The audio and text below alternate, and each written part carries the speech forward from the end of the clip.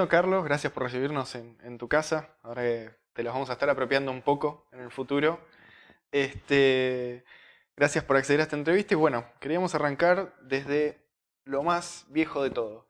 ¿De dónde venís? ¿Dónde naciste? Gracias por venir.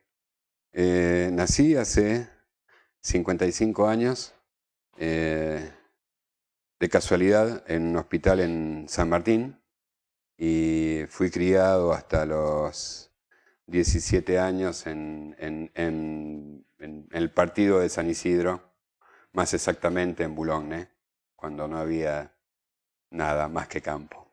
¿Hermanos? Una hermana mayor, que no tiene nada que ver con esto, es artista plástica. Nada de computadoras, nada de nada. ¿Tus padres qué hacían? ¿A qué se dedicaban?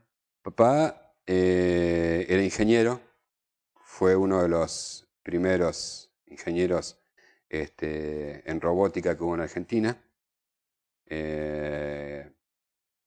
Mamá era una ama de casa, que era lo normal para la época de los Pregunta 50 y los obligada. 60. ¿La profesión del padre tuvo algún impacto de chico? La profesión de papá no tanto, a pesar de que querían que yo fuese o ingeniero mecánico o médico, pero sí le agradezco a mi papá que me apoyó desde muy chico en todas las cosas que yo quería hacer. Te puedo dar como ejemplo, una vez le pedí que me consiguiera, estoy hablando de los 60, que me consiguiera un diodo. Y yo hice mi primer radio, creo que tenía 6 años, con un diodo, un audífono de mi abuelo, conectado al caño de la bomba de agua Para que hacer la antena. teníamos en casa para hacer la masa y la antena, y se escuchaba Radio El Mundo, y en casa estaban todos alborotados porque había hecho una radio. O sea, escuchabas una sola señal que era la más fuerte. Y siempre apoyó las decisiones que tuve, a pesar de que a mí no me gustaba el tema de la mecánica porque no me gustaba, como decíamos en aquella época, la grasa. Ok. ¿Sí? Entonces, si no elegías la mecánica, elegías la que me fui yo, que era la electrónica. También tenés que calcular que para la época en que yo era chico, ¿Secundaria o en la facultad ya? no. En el bien querido industrial, que creo que ya no existe más, Cuando yo hice la técnica ya se llamaba escuela técnica. ya se O sea, llamaba se le decía escuela. industrial coloquialmente, pero... Hacías el industrial y vos en el industrial elegías la rama que querías. Era electrónica, electrónica y telecomunicaciones, o era mecánica, y yo elegí, para que vos tengas una idea, qué gracioso, yo me recibí como técnico en electrónica y telecomunicaciones haciendo un televisor a válvulas en blanco y negro y una radio que se llamaba el Super Heterodino, que era una radio con 3 transistores Sí, que vos podías sí. tener una AM. Bueno, con eso te recibías. O sea, la informática era una cosa que era de la Estaban película. pañales Claro, era de todavía. la película. O sea, vos sabías que existía, pero, qué sé yo, no estaba en las cosas que vos decías, bueno, yo puedo En el día a día. acceder Mm. a esto. ¿Cuál era el nombre del industrial? El industrial es el República Francesa, los viejos lo llamábamos el Cuba, que está en Belgrano. ¿Y en la universidad qué decidiste? ¿Estudiaste algo? Es muy rara mi carrera universitaria, porque yo aprendí sistemas ¿Mm? porque me enseñaron cuando trabajaba. En realidad mi carrera es Derecho. Entonces no estudiaste después de que terminaste la secundaria. Después de que terminé la secundaria, fui un tipo muy independiente. De hecho, mis padres firmaron mi primer contrato para irme a vivir solo a un departamento a los 17 años. Yo me fui a vivir solo a los 17 años. ¿Ya trabajabas? yo trabajaba, sí. Desde los 14 trabajaba. ¿En qué trabajaste por esa época? Empecé trabajando en una compañía constructora, en personal, pero era como un pirata. O sea, si me pagabas más, salía del traje y me iba a trabajar de asistente de chofer. No me interesaba. Lo que me interesaba era el poder ser independiente, Claro. tener mi vida, y el gran crack fue haberme dado cuenta que existían las mujeres. ¿Por qué? Y porque para salir con una mujer necesitabas tener plata. Entonces, se me hizo más importante las mujeres que el estudio. Gran error, aunque después lo completé de adulto. ¿Por qué derecho? Porque quería entender bien cuáles eran los derechos de lo que vos tenés en aquel momento en la nube, lo que vos tenés en Internet hoy. O sea, ¿qué derechos tenés vos sobre la información que está? Aunque el tipo te dice que esta imagen tiene copyright y lo que... Si está en Internet para todo el mundo, para mí es público. Esto le puede caer muy mal a mucha gente. Pero si vos lo subiste a Internet, es para todo el mundo. ¿Sí? Y si te copian la foto, te la copian. No hay derecho. Y si tenés la música en Internet, y bueno, te la bajan. Es jorobado con el tema de... Yo me quería meter en aquel momento con el tema de lo que se consideraba piratería de la música y de los videos y de... ¿Esto en qué año más o menos? No, y esto no hace tanto, para la década del 2000. Arranqué Derecho acompañando a mi hija más chica a la facultad. Igual arrancaba recién, principios del 2000, todo lo que era Napster y lo que eran ese tipo de servicios Todo que ese tipo que de eran los que servicios. hicieron mucho énfasis en los medios con lo que es la piratería. Y yo quería, en aquel momento, que la investigación que fuese hecha sea tomada en serio. Y me acuerdo de haber hablado con el decano de la Universidad de Palermo y me dijo, vos no necesitas ser abogado para hacer una investigación. Y yo le dije al decano, porque ya tenía la edad para decírselo, de hecho el decano era más joven que yo, le dije, lo que pasa es que yo le presento a usted un escrito donde no firmo que soy abogado, usted ni siquiera lo va a leer. Y me dijo, ¿sabe qué, Chovini? Tiene razón, no lo voy a leer si no me lo firma un abogado. Entonces, bueno, ahí quedó, pero quedó como una cosa más Bueno, entonces, anecdótica. a pesar de haber estudiado Derecho, entonces seguías con interés de todo lo que es, bueno, en este caso particular, lo que es Internet, pero lo que es la tecnología en general. Lo que pasa es que a mí me tocó de muy joven la suerte de trabajar para lo que llaman ahora las agencias de trabajo temporario. ¿Mm? Y yo era un tipo que me adaptaba a la posición que me ponían. Lo que me jugaba en contra, que era, nunca quedaba fijo en ninguna compañía, pero iba recorriendo un montón de compañías. Entonces, siendo muy chico, hice Molinos Río de la Plata, Roemers, un montón de compañías grandes. ¿Alguna te marcó este laburo fue por distintos motivos, me marcó, me dejó un recuerdo muy importante? Me marca Renault Argentina. Renault Argentina porque yo entro a trabajar en Renault Argentina como encargado de laboratorio comercial. No tenía idea lo que era.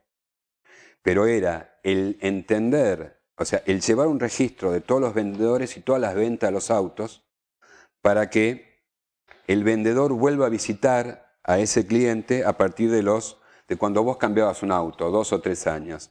Y por una cuestión de un giro de la vida entro a trabajar en sistemas. Con un montón de tipos grandes.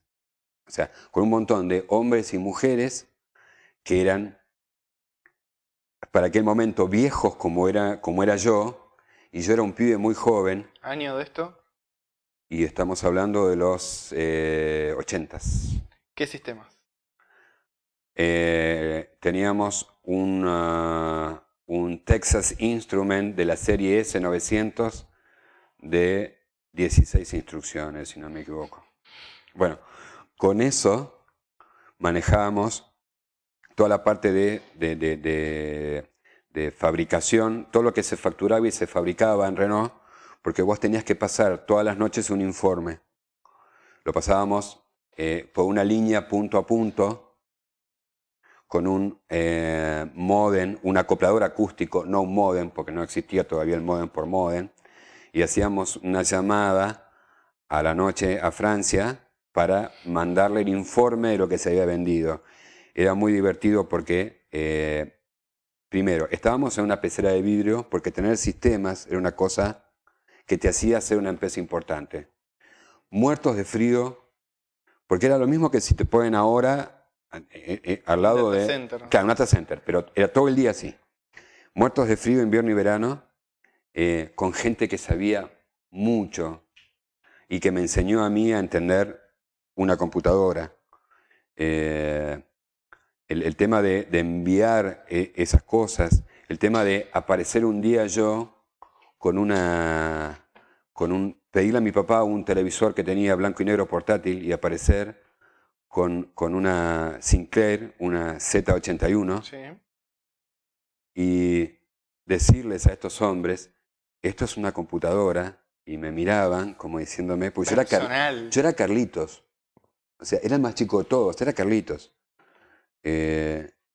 No, me dicen, pero Carlitos, no, en serio, le digo, y esto puede hacer planilla de cálculo. Y fue una carcajada de todos, porque todos se rieron. No, pero la Texas es la que hace la planilla de cálculo. No. Entonces me acuerdo que tardé en grabar 16 minutos, los 17K que pesaba el programa de planilla de cálculo, que era el VisiCalc.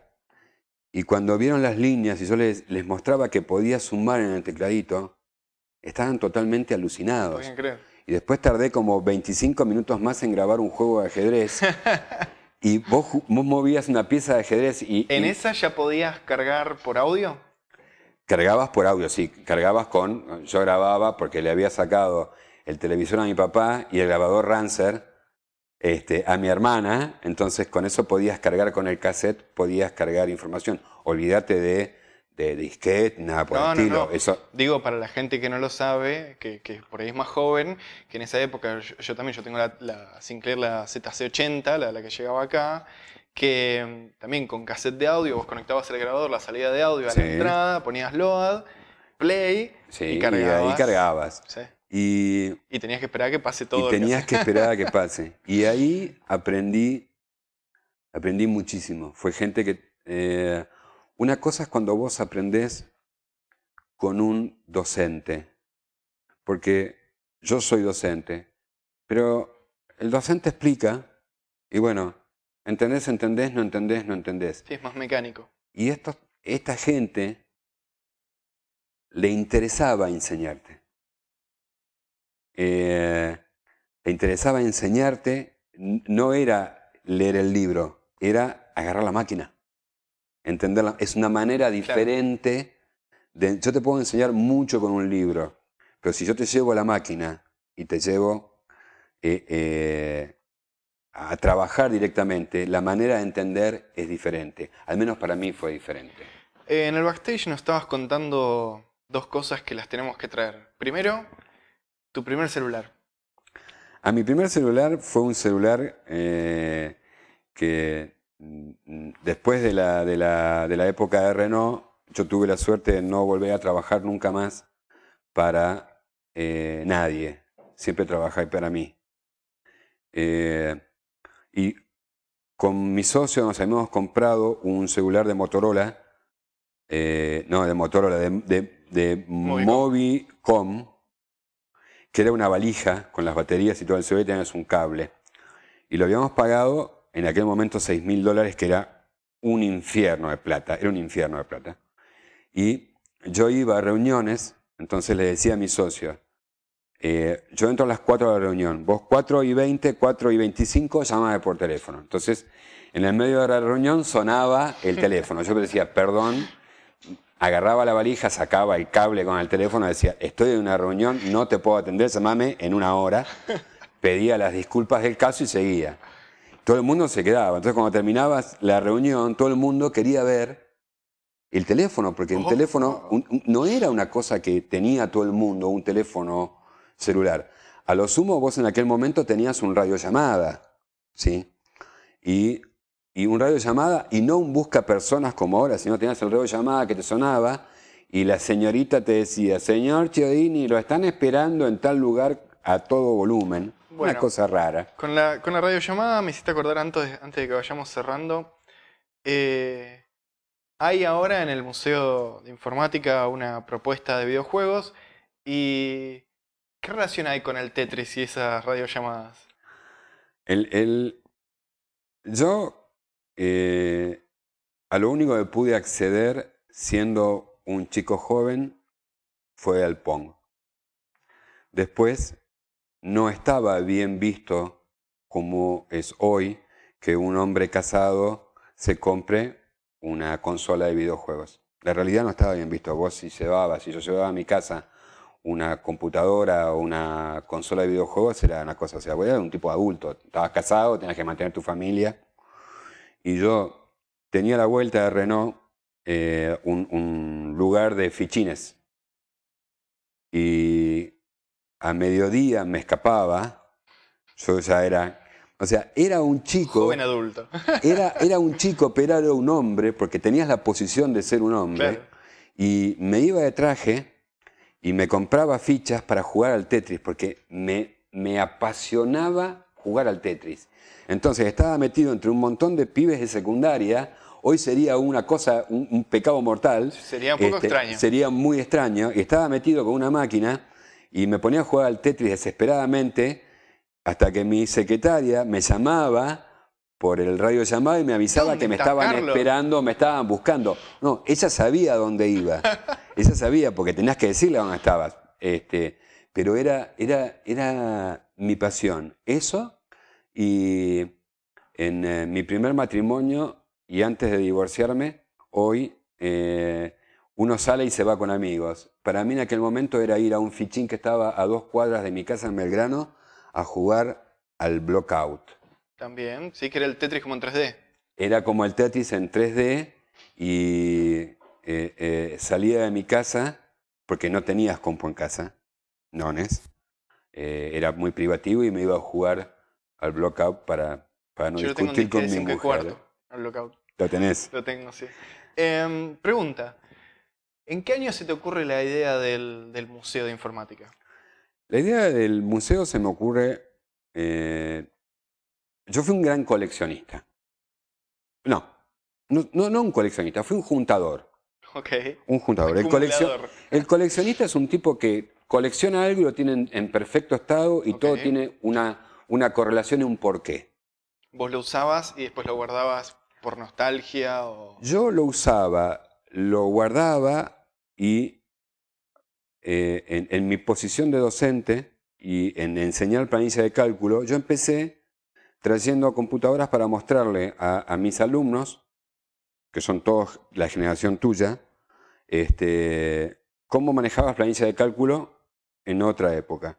Traje una máquina, traje 2, traje 3, traje 4, traje 5. ¿Año? 2001, 2002. Mis hijos ya se habían ido de casa. Empecé a llenar la casa de computadoras. Mi esposa, la cual no existiría el museo si no fuese por mi esposa, porque me apoyó en todo lo que hice. En un momento estaban todos los cuartos llenos de computadoras de casa, los cuartos de mis hijos. Le prometí que no iba a poner computadoras ni en el dormitorio ni en el baño.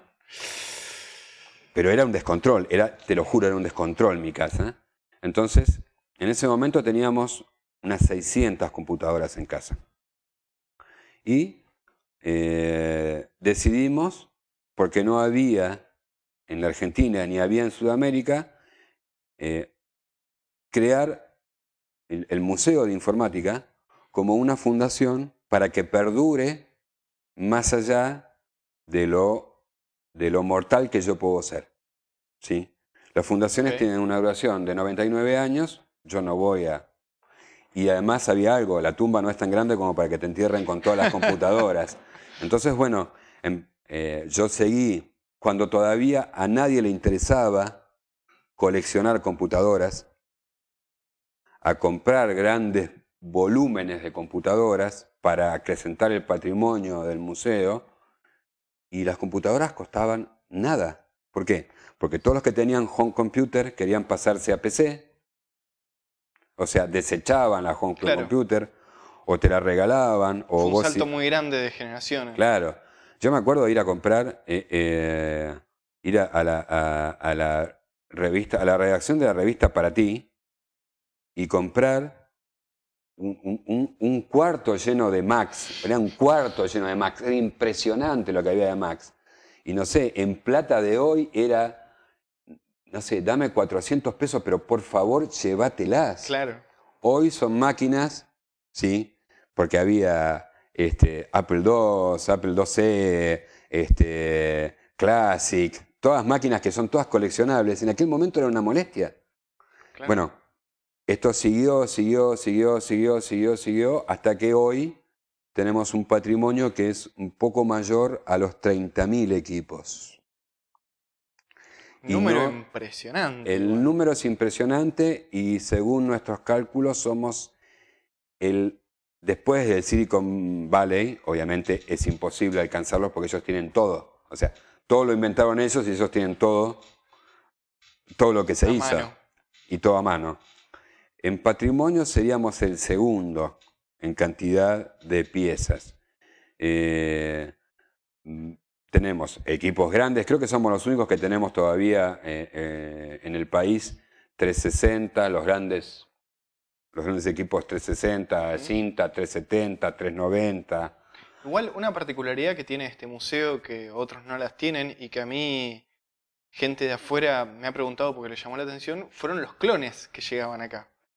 Que gente de Europa no sabía que existieron esos clones acá. El tema del clónico en Argentina era particularmente el costo. O sea, era tan costoso comprar cualquier... No hablemos de Apple o la línea Mac, porque siempre fue terriblemente más cara. Pero en el tema consolas, en el tema PC, en el tema home computers, era muy complicado traer algo de afuera. Primero porque nadie viajaba afuera. Vamos a arrancar por ese lado. Claro. Nadie viajaba a otro lado del mundo como hacemos ahora. Y los costos eran terribles.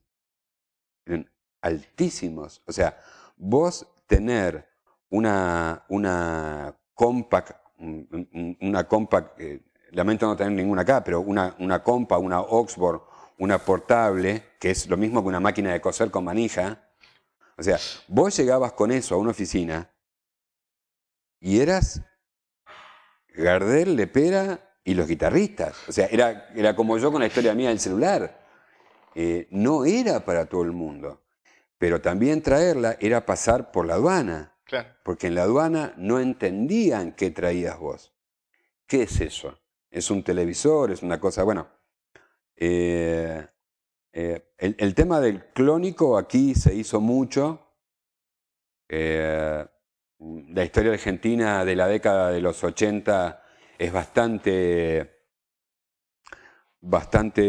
entre una mezcla de ingenio, la picardía criolla, la malsana picardía criolla, el robo sostenido porque había una idea de que todavía existe, ¿no? de darle dinero al que fabricaba. La típica etiqueta fabricada en Argentina. Claro, esto de subsidiar al fabricante. Aunque vos no lo creas, hay una ley que todavía está vigente, que es proteccionista del año 80, que a vos te prohíbe ingresar equipos informáticos usados. O sea, yo he estado demorado en Ezeiza porque los tipos me abren la valija y yo le digo, escúchame, míralo, esto no entra a internet, no tiene colores, no, pero tiene un teclado, señor. Si tiene un teclado es un equipo informático. Y la ley dice que usted no los puede entrar. Nosotros tenemos un montón de equipamiento parado afuera porque no podemos entrar. Claro. Porque la ley dice que no lo puede entrar. Pero yo soy un museo y una fundación. Pero una frase que te va a causar gracia. La ley es pareja para todos, ¿sí? Entonces no podemos ingresar los equipos. Y acá se hizo en la década del 80, se hizo mucho con Cerveni, se hizo mucho con Drean Commodore. Sí, por supuesto. De hecho, los 80 fueron muy... que yo recuerde de chiquito, que yo agarré el final, recuerdo muchísimo las Dream Commodore y las Sinclair, las dos. Bien, la versión de Sinclair, era Yo tengo la CZ. Sí. Bueno, 80. Te puedo contar, si querés, una historia para mí triste. Para mí triste. Triste. Acá el mercado se dividía entre o vos eras de MSX o eras de Commodore, ¿sí? Hoy es de Windows, ¿vos o qué sos? Linux o Windows, bueno, en aquel momento eras o de MSX o de Commodore. Y había un tercero en discordia, que era Sinclair. Acá había el padre, los jóvenes no lo van a saber, el padre del ex gobernador de la provincia de Buenos Aires, de Scioli, tenía una casa que se llamaba Casa Scioli, donde estaba Indecito, que era lo mismo que un garbarino. Sí, de otra época. De otra época. Entonces, ¿qué hace el hombre? El hombre quería tener algo con qué competir contra Commodore y contra Drean Commodore y contra MSX, que era Drean por un lado y Rancer por el otro. Sí. Entonces, compra la máquina, la CZ, en Inglaterra, que eran las máquinas del pueblo. Sinclair había dicho, Sí. una máquina de 99 libras, la máquina del pueblo. Compra para inundar el mercado argentino con eso. Paga, sale el barco con los contenedores para acá. Cuando entra al Atlántico, 2 de abril del 82, Guerra de Malvinas. Le decomisan todo, pobre Scioli padre, ¿no? Pobre viejo, habrá sido dramático para él eso, porque era un montón de plata. Y eso llega a oídos por gente de IBM a la fábrica de Cerveni. Cerveni fue siempre un fabricante de motores. Entre Ríos, ¿no? En Entre Ríos, en Santa Fe. Ahí me hice la duda si era Santa Fe o Entre Ríos. Yo creo que la etiqueta de la mía dice Entre Ríos. Era un fabricante de motores, de motores de ventilador, y en un momento empezó a incursionar en hacer los motores para las unidades de cinta de IBM. Y además de empezar a hacer calculadoras, que las hacían con las cajitas de los controles de los ventiladores, hay toda una cosa rara ahí. Y le llega a oídos de Cerveni. ¿Qué hace Cerveni? A pesar de que vos no podías comprarle al enemigo, Cerveni compra Inglaterra, pasa las máquinas por Portugal, ¿sí? De Portugal las mete por Brasil y de Brasil las mete a Argentina. Las primeras con las carcasas originales inglesas, a la cual solamente le levantaban la etiqueta y le ponían CZ, y después otras. Cerveni tenía la posibilidad de hacer matricería, una vez que entendieron la matricería, de hecho les mandaron la matricería de allá, y él hacía todo el plástico acá, pero toda la circuitería venía de afuera. A mí me duele, porque en ese lapso yo soy excombatiente. Entonces, el tipo, por hacer negocio, le compra al enemigo. La mala viveza criolla que decíamos La mala antes. viveza criolla. Después hubo un montón de tipos geniales. Commodore, con el tema de Drean, era fantástico. Lo que vos tenías acá como las primeras Drean Commodore, eran máquinas que eran desechadas en Estados Unidos porque no pasaban por la línea. Y acá había cinco pibes de industrial que lo que hacían era puentear la pista que se había quemado y le levantaban la etiqueta y le ponían Drean Commodore. Era una genialidad eso. hasta que Commodore le permite a Adrian fabricar, ¿sí?, la 64, la 128 y la 64C. ¿Cuál fue la picardía criolla? ¿Cuál fue? Que siempre hay. Empezaron a sacar periféricos que se llamaban Dream.com. Entonces, como vos asociabas Dream, Commodore, aunque el periférico te decía Dream.com, vos comprabas por Commodore, pero ¿qué pasa? Acá no pagabas los derechos a Commodore, claro, por el periférico. Hubo mucho de esa historia, hubo mucha cosa hecha asquerosa, como por ejemplo en las Texas Instruments, pegarle sobre el grabado del plástico que dice que está hecho en Estados Unidos, pegarle la etiqueta, decía hecho en Ushuaia. No me acuerdo, sí, te iba a decir Tierra del Fuego. Y en Tierra del Fuego, y había tipos que eran un poquito más piolas, como los de Coleco, que tenían medianamente la viveza de pasar, donde decía hecho en Estados Unidos, pasarlo por la piedra. Claro, lo pasaban por la moladora, le volaban eso y le ponían hecho en Argentina. Lo que hacías acá era solamente cambiar la norma, sí, y cambiar el voltaje. Bueno, para cerrar con algo un poco más para arriba. Sí. ¿Qué máquina te marcó a vos? Que vos digas, por ejemplo, en mi caso fue la 486. A mí la 486 es la que me muestra lo que realmente iba a ser el futuro de la informática. Era de 32 bits, podía tener muchísima más memoria, ya empezaban a aparecer juegos, gráficos, un montón de cosas interesantes. ¿Cuál es la máquina que a vos te marca un momento? Y a mí, las máquinas que me marcan un momento terrible fueron las Amiga. O sea, salir de Commodore antes de PC y tener Amiga. Tener 3D. Amiga, que para la gente que no lo sepa, sigue teniendo una comunidad enorme. La comunidad más grande y la comunidad que todavía sigue desarrollando. Mantienen el sistema de Amiga todavía. Mantienen el sistema, siguen desarrollando juegos. Sí. O sea, todo lo que vos viste en un futuro, vos lo podías ver en Amiga. Para mí fue como una cosa como decir qué nos iba qué iba a venir para el futuro pre-PC. Sí, sí, sí. Fue muy innovadora para la época. Fue muy innovadora, fue una máquina que hasta muchos, yo he conseguido amigas en los canales de interior y no hace tantos años, porque como podías trabajar video directamente con una amiga, por ejemplo, todos los copetes de abajo, los títulos de abajo del video, o por ejemplo, las nubecitas del clima, todo eso lo hacías con amiga. No lo hacías con otra máquina. Y todavía muchos canales de interior las seguían usando. Y yo me fui comunicando para conseguir esas amigas que estaban arrumbadas. Ya hoy no debe quedar ninguna más. Pero era como vos podés superponer sobre una señal de televisión en la pantalla un dibujo, un diseño, una forma que parecía 3D. Eso para mí fue un cambio. Como veo hoy los cambios. Hoy, yo lo vengo diciendo hace mucho tiempo, todavía estamos viendo la punta del iceberg de la realidad virtual.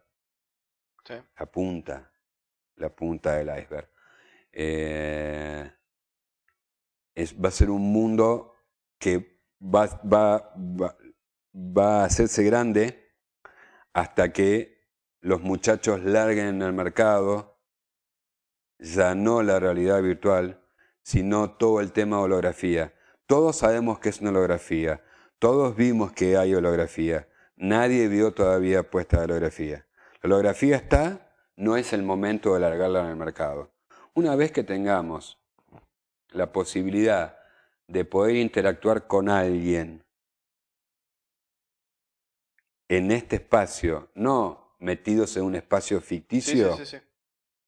Ahí la cosa va a cambiar. Ahí la cosa va a cambiar. Bueno, muchas gracias, Carlos, por recibirnos. Gracias a ustedes por venir. Nos quedamos con 1000 cosas para charlar, así que ojalá que se repita. Gracias, muy amables.